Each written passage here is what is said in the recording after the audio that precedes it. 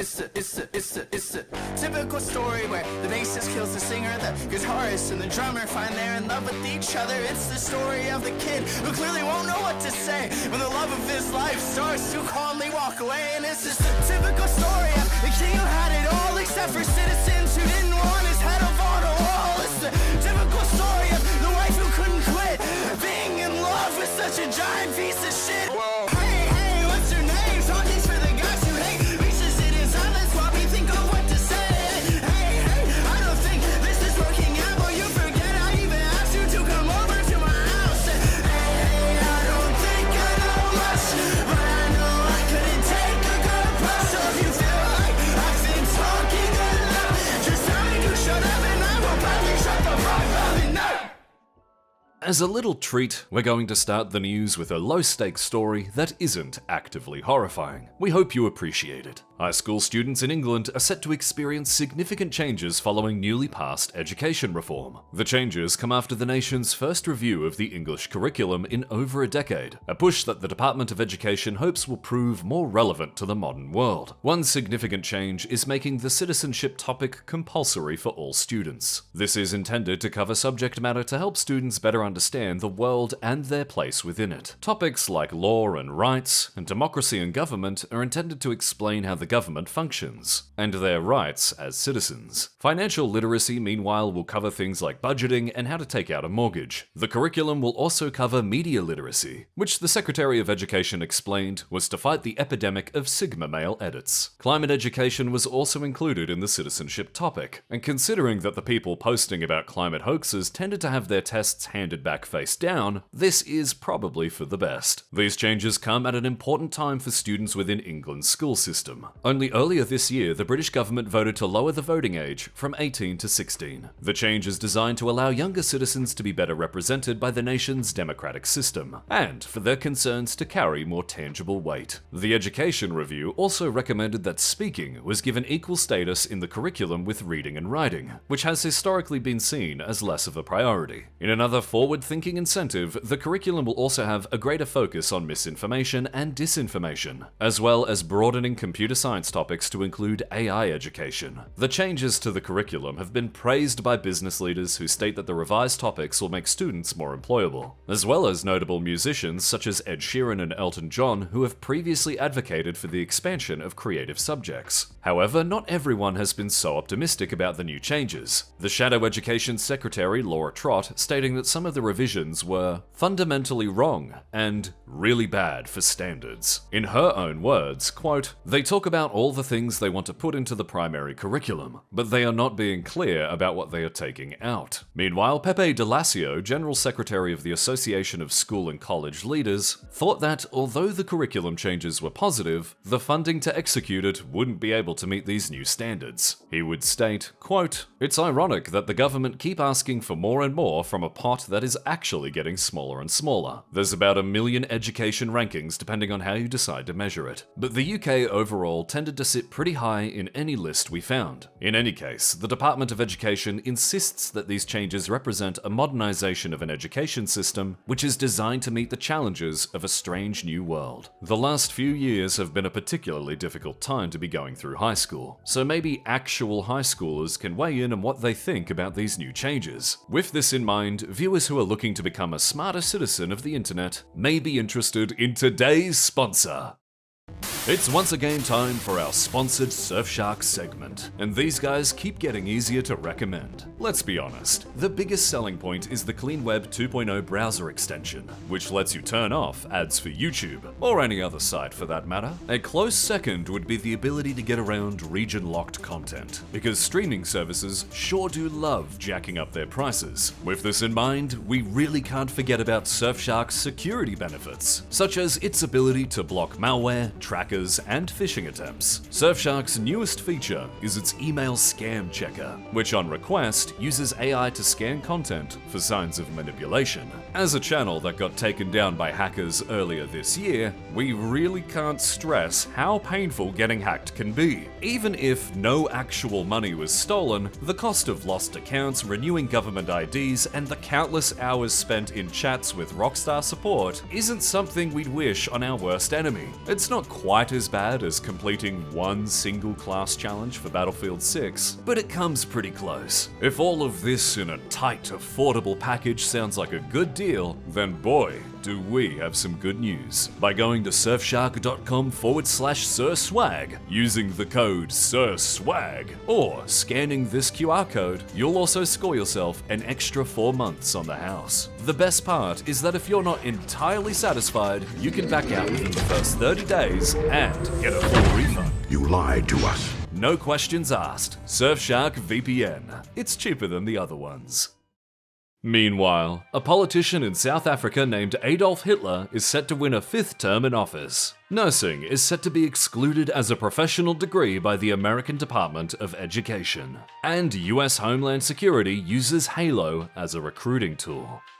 Likely the most important story in November was the 30th United Nations Climate Change Conference, more commonly known as COP30. This year marked a significant milestone for the annual conference, being 10 years since the signing of the landmark Paris Climate Agreement. Part of the agreement was for countries to submit a nationally determined contribution, which are basically just plans on what they intend to do to meet their climate targets. These plans are required to be submitted every 5 years, meaning this year was when countries had to once again hand in their homework. However, much like a real classroom, only 19 countries actually handed in their work by this year's April deadline. Fortunately, that number rose to 113 by November, so around half the class was still in attendance. After these plans were analysed, the UN predicted that global emissions could fall by 12% by the year 2035 compared to levels from 2019. Unfortunately, this is still much lower than the 60% reduction needed to hit the 1.5 degree target, which is generally what scientists call the good ending. The data also assumed that the United States would continue its Biden-era climate policy, which also isn't a good sign. When we previously reached out to a climate scientist last year to find information on President Trump's climate plan, we found out that it was basically non-existent. America's absence from this year's COP30 had a comedic timing all its own, as less than 2 weeks before the conference, the government announced $100 million in funding to refurbish and modernize existing coal plants. The second Trump administration has been particularly interested in the expansion of what the president calls beautiful, clean coal. Climate scientists still aren't sure why the president insists on calling it that, as even among fossil fuels, coal still emits the highest amount of greenhouse gases, compared to nuclear, solar, and wind power. It's also anywhere between 300 to 5,000 times deadlier to humans. Even Hunter Biden's bloodstream is less toxic than this shit. We could spend another 20 minutes talking about stupid US climate policy, but let's get back to COP. As this year's conference was held in Brazil, a big talking point was the nation's Tropical Forests Forever facility, a proposed fund that would help preserve tropical forests around the world. The fund hopes to attract $25 billion in government investment before using that to leverage another $125 billion from the private sector. The overall plan is actually pretty straightforward, as much of the world's tropical forests are located within developing countries. Those living near them often view deforestation and agricultural land development as a relatively profitable endeavor. The problem is that tropical forests are incredibly important for meeting climate targets, which is where the fund comes in. The fund essentially just pays people to sit on this land and not do anything with it. The current proposed structure would pay nations with rainforests $4 per hectare every year for 20 years. The catch, however, is that for every hectare deforested, the fund would deduct $400 from the yearly payout. 20% of these payouts are specifically designed to go to indigenous peoples and local communities within targeted areas. In this plan, rich countries get long-term returns on their investments. Local farmers get paid for just watching their own land, developing nations get compensated for maintaining their rainforests, and billionaires get to host fancy fundraisers and feel good about themselves. COP30 did have its own goofy moments, however, with a part of the Amazon rainforest being cleared to build a 4-lane highway leading up to the conference. The local government and COP organizers have disputed that the highway was built in anticipation of the event, but it's still funny either way. way. The Brazilian host city of Belém also saw some insane cases of price gouging leading up to the conference. One Airbnb listing went from $11 a night to over $9,000 a night during the conference. This was the first time in recorded history that human greed got in the way of climate action.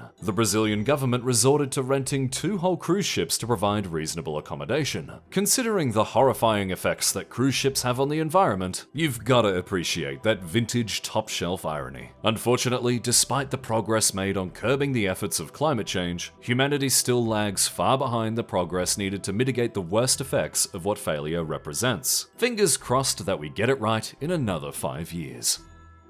We now come back to another United States news tasting platter. We hope you're all hungry. The US of A was able to set a new personal record this month, ending the longest government shutdown in the nation's history. The 43-day shutdown kicked off on the 1st of October, when Senate Democrats repeatedly blocked a new funding bill. The Democratic senators pushed back on the bill, as it didn't include an extension of the expanded Affordable Care Act subsidies, which were scheduled to soon expire. The ensuing shutdown would lead to roughly 900,000 federal employees furloughed, and another 2 million are working without pay. One particular disruption was to the aviation industry, as many unpaid air traffic controllers opted to just not show up to work. Others took on gig work in the meantime to cover expenses. This led to a sharp increase in flight delays across the country. The shutdown also affected members of the military, who although get fully compensated with back pay after the shutdown ends, are still expected to make due in the meantime. In perhaps the strangest thing to come out of the shutdown, the Pentagon would receive a donation of $130 million from reclusive billionaire Timothy Mellon to help pay military personnel. This immediately raised a myriad of ethics concerns, as letting billionaire donors directly pay the salaries of US service members probably isn't a good precedent to set. Arguably the biggest impact of the shutdown was to SNAP, a government program that provides food purchasing assistance to 1 in 8 Americans. The estimated 42 million on SNAP benefits would only receive partial payments during the shutdown, which would lead to a number of lawsuits from states against the federal government. Finally, on the 10th of November, with the help of 8 Democrats, the bill would eventually pass the Senate in a 60-40 vote. The bill, among other things, funds the government at existing spending levels until the 30th of January next year, and guarantees that the roughly 4,000 federal employees laid off during the shutdown be rehired and granted back pay. It also provides $400 million R&D for the Boeing E-7 Wedgetail radar jet. At the tail end of this month, it was reported that the White House was circulating a proposal to provide subsidies for the Affordable Care Act. But that's all we know as of our writing cutoff. Viewers who want more coverage of US government shutdowns can tune into next year's February episode, where we'll probably be doing this again. One underreported story this month was the White House visit of interim president of Syria, Ahmed al-Sharaa. The visit comes less than a year after al-Shara's ascension to the presidency, which started following the overthrow of Bashar Assad last December. The visit not only marked the first time Ahmed al-Sharaa visited the White House, but the first time any Syrian president has visited the White House. In fact, al-Sharaa was still under US sanctions a week before the visit, still had a $10 million bounty on his head less than a year ago, and was arrested and imprisoned for 5 years by American forces in 2006. However, despite Ahmed al-Sharaa's colorful history, he spent much of the past year traveling the world trying to present a moderate image and foster international support for Syria's new government. Syria itself has had a particularly rough few decades, with the nation hosting a 14-year proxy war that would make the Game of Thrones storyline look simple by comparison. One of al-Sharaa's primary goals for his White House visit was the removal of many still imposed US sanctions, a critical step before any serious foreign investment can start flowing into Syria. The World Bank estimates it would take more than $200 billion to rebuild the nation after 14 years of war, meaning for the sake of the Syrian people, al-Sharaa isn't one to hold a grudge. He and Trump also seemed to be aligned against a common enemy, as the visit coincided with an announcement that Syria would join the international coalition to combat ISIS. Having a former member of Al-Qaeda teaming up with the United States to fight the war on terror wasn't on our bingo card, but neither is most of the shit coming out of this year. Another interesting White House visit was from Saudi Arabia's Crown Prince Mohammed bin Salman. The visit saw the White House put on an impressive spectacle to welcome the Saudi prince, including rolling out a red carpet,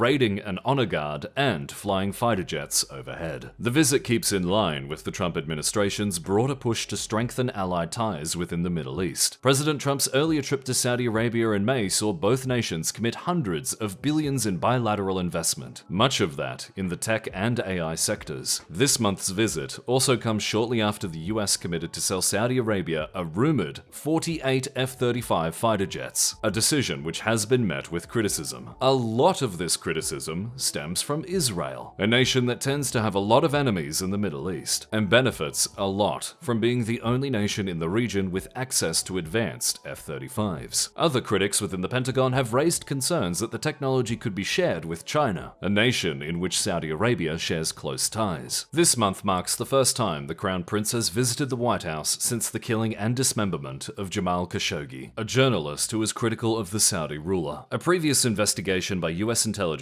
found that the Crown Prince had absolute control over the nation's intelligence operations, and stated that it would be highly unlikely that Khashoggi would have been killed without the approval of Mohammed bin Salman. This point was actually brought up by a reporter during the visit, to which President Trump would call Khashoggi extremely controversial and go on to say, quote, "A lot of people didn't like that gentleman that you're talking about. Whether you like him or didn't like him, things happen. But he, the Crown Prince, knew nothing about it, and we can leave it at that." In terms of White House interactions this month, that amazingly didn't even make number one for the most entertaining, as that spot would be reserved for the meeting with New York's newly elected mayor Zohran Mamdani. Mamdani had previously called Trump a fascist leading up to his visit this month, where a reporter would ask the mayor to clarify his position.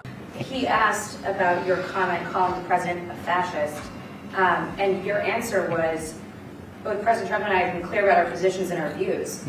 Are you affirming that you think President Trump is a fascist? I've spoken about... That's okay, you can just say Okay. Okay. It's easier. It's easier than explaining it. I don't mind. We're not sure what to make of this clip, but it's gotta be pretty high on this year's White House meeting tier list. The current funniest interaction of the year, however, has to be this clip between President Trump and the Turkish President Recep Erdogan, who has a long-standing reputation of election rigging. Thank you very much. It's a pleasure to be with President Erdogan of Turkey, and we've been friends for a long time, actually, even for 4 years when I was in exile, unfairly, as it turns out.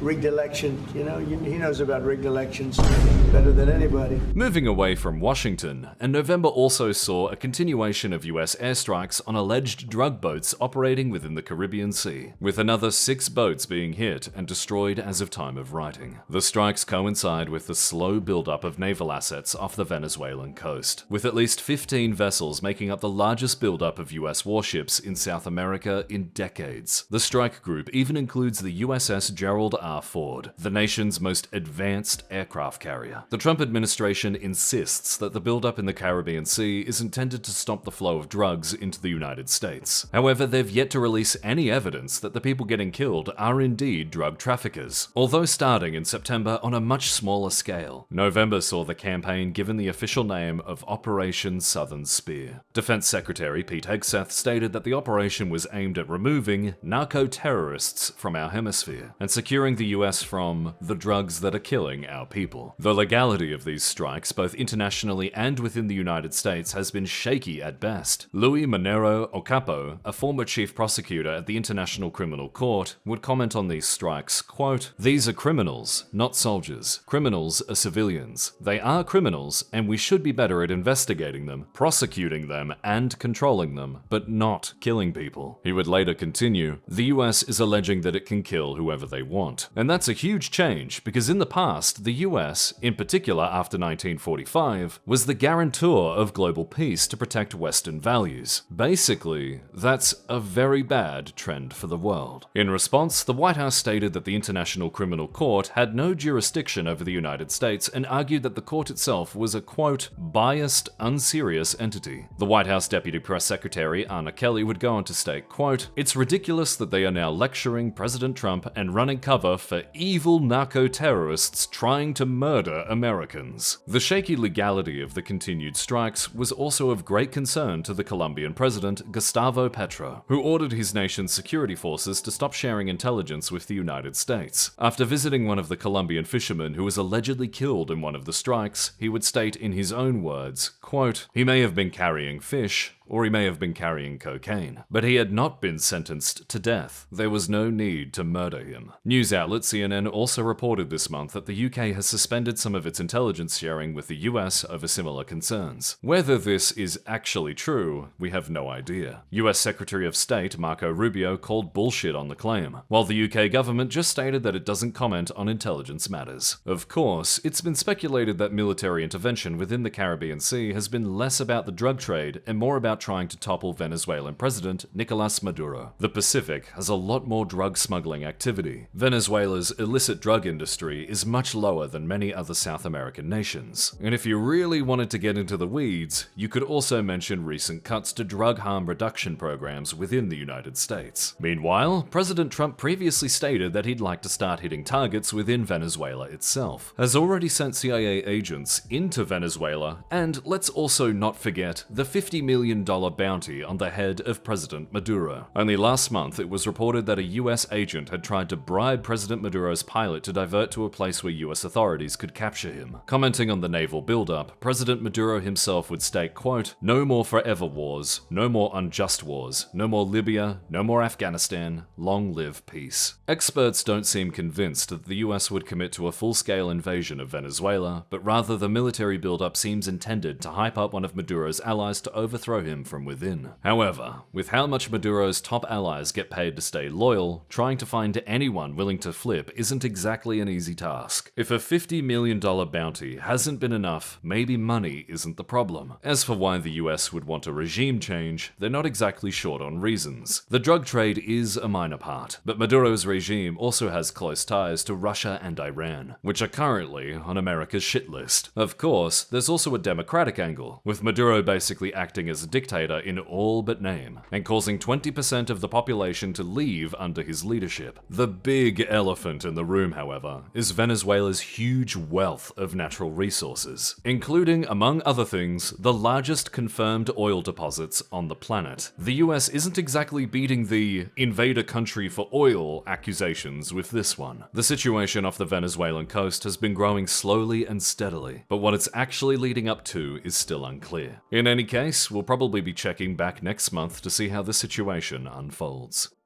Britain's MI5 security service issued a statement to lawmakers this month, warning that many had been targeted by Chinese spies. According to the Counterintelligence and Security Agency, Chinese agents are posing as headhunters through apps like LinkedIn in order to gather information. Targets were also said to include lower-level citizens affiliated with the government, such as parliament staff, economists, political consultants, or anyone working alongside members of parliament or the House of Lords. Some were even offered all-expenses trips to China, or payment for information through cash or cryptocurrency. Security Minister Dan Jarvis would comment on the intelligence campaign, quote, "This activity involves a covert and calculated attempt by a foreign power to interfere with our sovereign affairs in favor of its own interests, and this government will not tolerate it." He would also stress that China had a low threshold for what information it considered valuable, and that the country was also interfering with academic work at British universities. If any British students watching know what their lecturer had for breakfast this morning, the Chinese government might just pay you for that information. The Chinese government has rejected all claims by MI5, with their embassy in London stating, quote, "We strongly condemn such despicable moves of the UK side and have lodged stern representations with them. We urge the UK side to immediately stop this self-staged charade of false accusations and self-aggrandizement, and stop going further down the wrong path of undermining China-UK relations." The security scandal comes at a difficult time for Britain,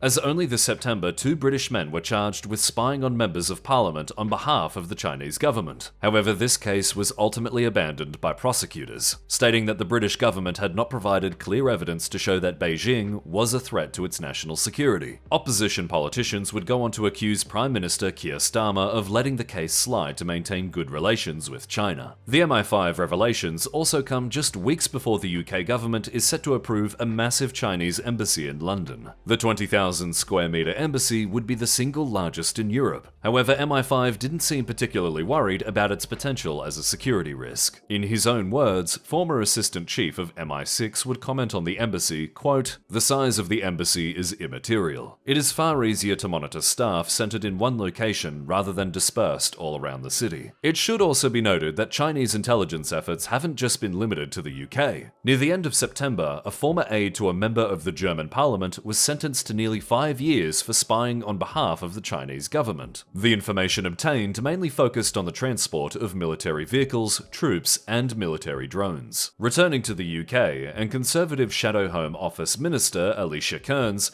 would urge the government to place China on the enhanced tier of the Foreign Influence Registration Scheme. This would be very serious from a diplomatic perspective, as the UK only has Iran and Russia at this level, and those aren't the type of countries you'd want to be associated with. Such a designation would mean that British citizens wouldn't be able to carry out work for China unless specifically registering with the government. Considering China is currently the UK's third largest trading partner, this designation is unlikely. In response to the potential of similar security threats, the UK government has announced a £170 million package to upgrade the encryption technology for UK businesses, as well as providing increased support and education for those working within and alongside the UK's government. As one last reminder to UK lawmakers, there are no sexy singles in your area. Crypto isn't going to make you any money, and the new consulting position in Guangzhou isn't worth your time. Since November was kinda slow and October was the longest month we've ever made, we wanted to go back to a story we didn't quite have time to cover back then. We specifically want to talk about the Cameroon election, because with the re-election of incumbent President Paul Biya, this makes him the oldest head of state in the world at 92 years old. Considering the nation's election terms are for 7 years, this would mean he's prepared to hold the mantle until he turns 99. Viewers who may have noticed Biya's advanced age, as well as the general geographic area of Cameroon, might have guessed that the term election is being used very loosely. Paul Biya has been president of Cameroon since 1982 and has long led a successful career built on a foundation of election rigging and pragmatic relationships with Western nations. According to American historian David Walachinski, Biya eventually got so sick of international vote monitoring groups that he would make his own in 2004 and pay a group of 6 US congressmen to certify that the election was free and fair. Top scientists still can't figure out how Biya managed to bribe these lawmakers, and US congressmen are usually viewed as incorruptible paragons of morality. This year's 2025 election went down pretty much as you'd expect. Biya's main competitor was disqualified for a bullshit technicality, and the next closest claimed that the election was obviously rigged in Biya's favor. Perhaps one of the most vocal critics of Paul Biya was 28-year-old Brenda Biya, his daughter. Less than a month before the election, Brenda would take to social media encouraging people within Cameroon not to vote for her father, as he has made too many people suffer. Brenda Biya is a rapper and LGBT activist who currently lives in Switzerland, and while many within Cameroon supported her message, her sexual orientation is still widely frowned upon within the country. As is tradition, after Paul Biya was announced as the winner, unrest quickly took hold within the country, leading up to large-scale protests taking place within Douala on the 15th of October. Meanwhile in Dashang, protesters lit fire to the CPDM headquarters, which is Paul Biya's political party. As you might imagine, protesters took issue with the clear electoral fraud, the nation's rampant corruption, as well as Paul Biya's authoritarian tendencies. President Biya's frequent and prolonged visits to Europe were also a subject of widespread criticism. In one instance in 2009, for example, Biya's holiday in France allegedly cost $40,000 a day. As Biya is technically a public servant, that's a pretty expensive holiday to take on the taxpayer's dime. Protesters over the remainder of the month would be met with heavy-handed government crackdowns, and by the end of October, 48 people had been killed by security forces. Whether Paul Biya will get to the end of his 7-year term is currently unclear. However, at the moment, we can only hope that the next person in charge was born after Hitler's rise to power.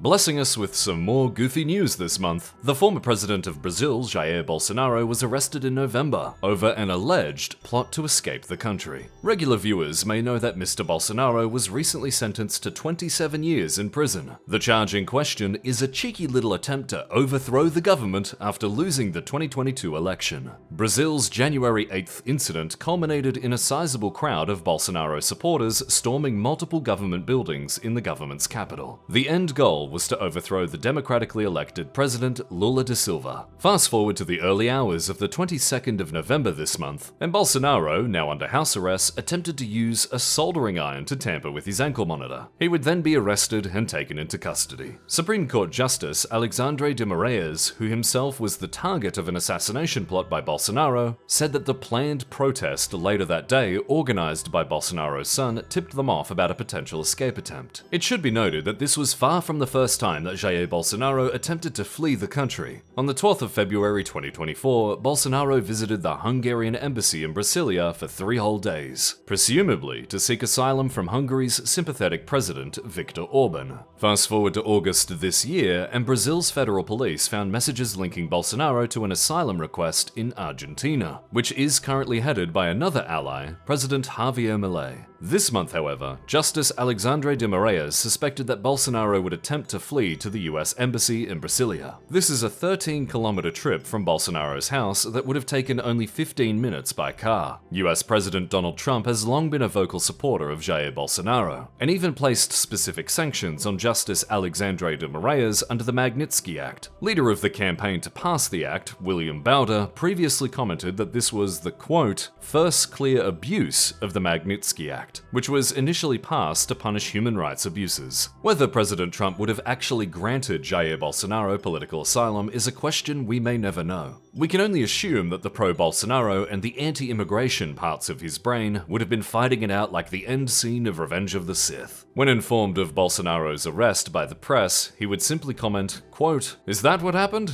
That's too bad." The latest arrest of Bolsonaro came just a week before he was expected to start serving his sentence after all of his appeals had been exhausted. Bolsonaro himself continues to be a polarizing figure within the country, and while many see him as the man who tried to destroy democracy within Brazil, others see his arrest as a politically motivated persecution. In any case, considering Bolsonaro's impending prison sentence and his history of asylum seeking, we should probably expect an elaborate prison break during his first year behind bars.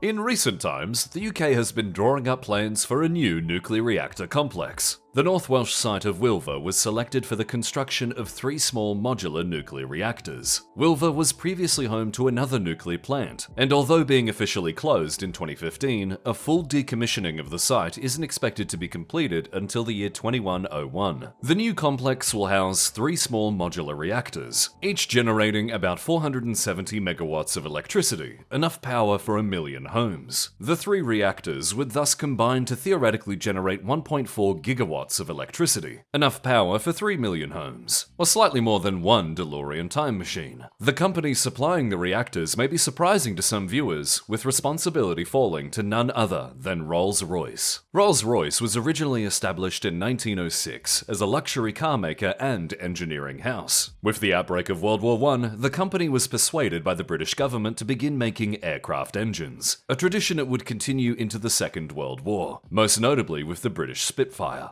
Since then, Rolls-Royce has continued to expand, eventually selling their automotive division and naming rights to BMW via Volkswagen. Despite being known as a luxury car maker, Rolls-Royce cars are no longer made by the original Rolls-Royce company. Instead, the Rolls-Royce of today primarily focuses on jet engines, ship propulsion engines, nuclear submarines, and apparently, nuclear reactors. The Rolls-Royce Small Modular Reactor, or the SMR, is a modern nuclear reactor which uses pressurized water as the coolant. This water is turned to superheated steam and used to drive a turbine generator to create power. The SMR is intended to be much simpler and cheaper to construct compared to ordinary full-size nuclear plants, and is planned to be operational in as little as 5 years. Nuclear energy is responsible for approximately 16% of all power generation in the UK. Renewables make up 43% and fossil fuels 35%. The UK government is targeting the total elimination of carbon emissions in power generation generation by no later than 2050. In support of this goal, expansion of renewable and nuclear generation capacity has been encouraged by the government, with the Wilver site intended to act as proof that the modular reactor concept is a viable option. Rolls-Royce says they plan to build as many as 16 SMRs across the country and sell hundreds more across the world. Viewers are probably aware about concerns surrounding nuclear power stations, which have existed from their very conception. Even the very mention of nuclear power might conjure up images of the disasters in Chernobyl and Fukushima, or just the barrels of green goo from The Simpsons. Since nuclear generation first began, only the two above-mentioned disasters have led to the release of radioactivity, and only Chernobyl led directly to deaths due to radiation. Nuclear power accidents are extremely rare, but are much better known due to extensive media coverage and the wide-ranging impacts they have. Both Fukushima and the town of Pripyat were famously totally evacuated, with residents still yet to return. 50,000 people used to live in this city. Now it's a ghost town. Nonetheless, other than these two instances, there have been no other accidents requiring anywhere near the same level of concern. Safety is a major point of concern that the opponents of the Wilver site have raised, along with concerns that the planned modular reactors won't live up to their hype. Separately, the US has expressed disappointment that Rolls-Royce's designs were chosen over proposals made by American company Westinghouse, although it has not taken any action formally or otherwise regarding the issue. Supporters, meanwhile, point out that the Wilver site already had a nuclear reactor go through its entire life cycle, and that modern reactors are much safer than those constructed in the 60s. Additionally, boosting the nuclear generation capacity of the UK also accelerates progress towards the zero-carbon goal and improves energy independence. With Rolls-Royce's plans to export the SMR, a success at Wilver would provide a major boost to the system's reputation and competitiveness against a resurgent nuclear generation industry full of startups and new designs. We look forward to the inevitable Rolls-Royce space station in the coming years.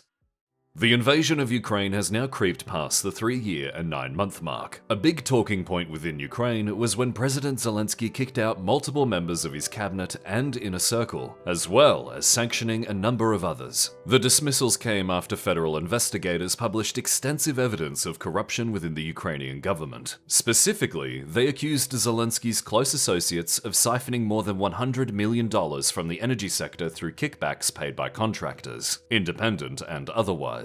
As millions of Ukrainians have endured regular power outages since the start of the war, it's not difficult to imagine why such blatant corruption in such an important sector would be cause to send people to the shadow realm. Neither President Zelensky nor his de facto VP and Chief of Staff, Andriy Yermak, have been accused of wrongdoing themselves. However, there have been increased calls from the Ukrainian public for Mr. Yermak to resign. While this corruption scandal seemed like it was going to be the most controversial headline of the war this month, it was saved by US President Trump's 28-point peace plan. The plan itself was authored by President Trump's special envoy to Russia, Steve Witkoff, with the help of Senator Marco Rubio and President Trump's son-in-law, Jared Kushner. Kushner is coming off a recent joint acquisition of Electronic Arts in late September, so presumably his next goal is a 28-point plan to fix air vehicles in Battlefield 6. Witkoff, meanwhile, is another interesting choice to be penning a peace plan, as he holds quite sympathetic views towards the Russian government. In 2018, he opposed sanctions against Russia for its occupation of Crimea. He said the Russian invasion wasn't necessarily started by Russia, and is convinced that Russia wouldn't claim any more territory past the southeast region of Ukraine. For the sake of time, we won't be going through all 28 points of the proposed plan, but we did want to break down the broad strokes. The first major provision in this proposed peace agreement would confirm Ukraine's sovereignty. In more real terms, the peace deal would see Russian assets in Europe and the US reallocated to Ukraine in order to aid in reconstruction. In return, Russia would be allowed to rejoin the G8, and many of the sanctions placed on their economy would be lifted. The US and Russia would also agree to cooperative economic contracts for AI data centers and natural resource extraction. Additionally, Russia, Ukraine, and the EU would sign a non-aggression pact that would, quote, settle all ambiguities of the last 30 years. Coincidentally, Incidentally, all of these settlements are essentially just giving the Russian government and Vladimir Putin exactly what they want. This includes recognizing Russia's claim over the Crimean Peninsula, as well as granting Russia the Luhansk and Donetsk regions of eastern Ukraine. In addition, all of Russia's territorial advances in the Kherson and Zaporizhia region would be acknowledged as Russian territory. All of this comes with the unshakable assurance that Vladimir Putin wouldn't just break this treaty whenever he felt like it. Just for context, Vladimir Putin already broke the Budapest Memorandum, the 1997 Friendship Treaty, 2 maritime treaties, the Minsk Agreements, and the 2003 treaty on the Russian-Ukrainian border. We know we probably don't need to tell you this, but Vladimir Putin isn't a very trustworthy guy. If nothing else, the agreement does come with the stipulation that should Russia resume their territorial aggression, this agreement would become null and void. However, upon reading through the agreement, it seems as though Ukraine has more terms and conditions than an iTunes update. For starters, Ukraine will be forced to enshrine into their constitution that they will never join NATO. Their military personnel will be limited to 600,000, NATO will not be allowed to station troops in Ukraine, and if Ukraine launches a missile at Moscow or St. Petersburg, it will lose all protection guarantees. There are some positives for Ukraine, however, as the deal also includes a plan for international investment into the rebuilding of the country. This includes the creation of a Ukraine Development Fund, which is intended to update Ukraine's public infrastructure, as well as constructing new AI data centers, which we can assume was a point slapped on by some tech bro in the room. Perhaps the funniest part of this reconstruction plan is a stipulation that 50% of the eventual profits from these programs would be promised to the United States. Another tenet of the agreement worth mentioning is that Russia and the US would agree to start extending the non-proliferation treaties already in place, as well as the START agreement. First signed in 1991, this treaty eventually expired in 2009, and was intended to limit the number of nuclear warheads a nation can maintain in their arsenal. There are several other provisions in the agreement, mostly pertaining to how new borders and DMZ will be governed, as well as a few civil government requirements. These are too funny not to mention, so here's the short list. Number 1. Ukraine will adopt EU rules on religious tolerance and the protection of linguistic minorities. This is a pretty reasonable point. Number 2. Both countries will agree to abolish all discriminatory measures and guarantee the rights of Ukrainian and Russian media and education. We're not sure if this means Russian propaganda outlets must be given the same rights as credible news sources, but we expect it does. Number 3. All Nazi ideology and activities must be rejected and prohibited. We should remind viewers that one of Russia's stated reasons for starting the war was the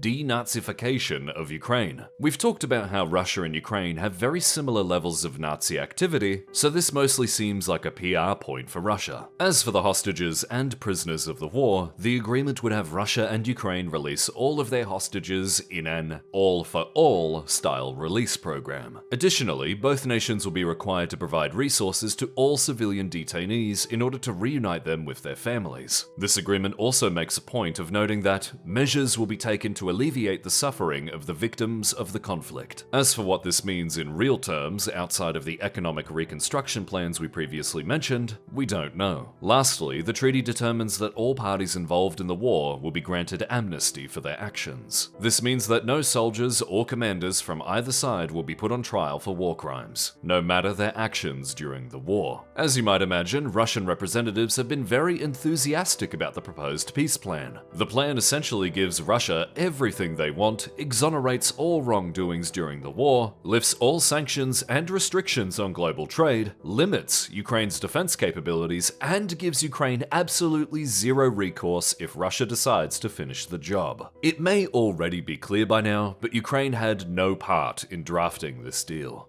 Ukraine's other allies generally agreed that the deal itself was broadly pretty dogshit. In her own words, European Commission President Ursula von der Leyen would state, quote, "First, borders cannot be changed by force. Second, as a sovereign nation, there cannot be limitations on Ukraine's armed forces that would leave the country vulnerable to future attack, and thereby undermining European security. Third, the centrality of the European Union in securing peace for Ukraine must be fully reflected. Former UK Prime Minister Boris Johnson would have have much more pointed words for the plan, stating that Putin is, quote, smirking at the incompetence of his adversaries, the staggering weakness of the West. He would go on to state that the terms of the agreement were so good for Russia that it looked as if it had been written by the Kremlin itself. In total, the war has claimed the lives of approximately 250,000 Russian and in between 60 to 100,000 Ukrainian soldiers. Although the estimates vary dramatically depending on the source, the total number of wounded on both sides well surpasses 1 million, with the closest estimates around 1.5 million. According to the estimates by the United Nations, the total reconstruction of Ukraine would cost upwards of $524 billion US dollars, enough to run the entire US military for 6.5 months. The Kremlin seems extremely enthusiastic to reach peace terms and dig the country out of its crippling economic spiral. Meanwhile, President Trump has been very eager to reach a deal to cement his reputation as the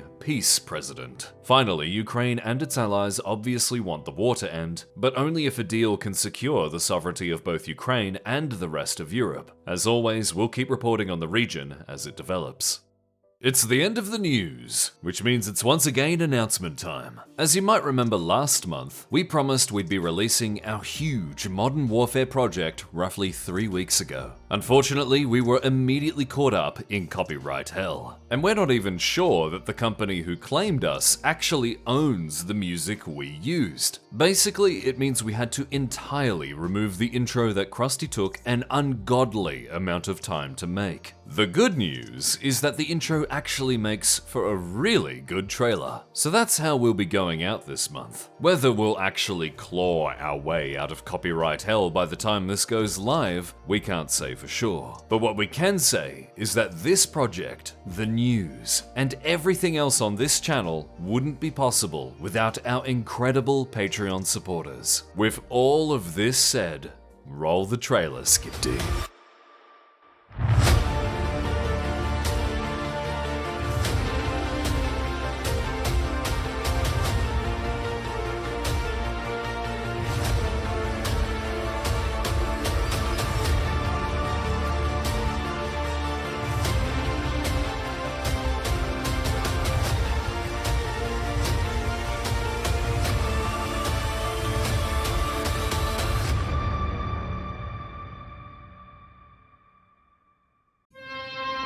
Oh, cripes, I remember that day. Oh, yeah, you gotta dress for it. Oh, yeah, hey, the temperature, that got all the way down to about 14 below zero there. Yeah, You Earl, don't know the half of it. No, Earl had to jumpstart the Chevy that day. Oh, Oh, yeah, hey, the snow was yay high, and he come up the back way he had to, you know.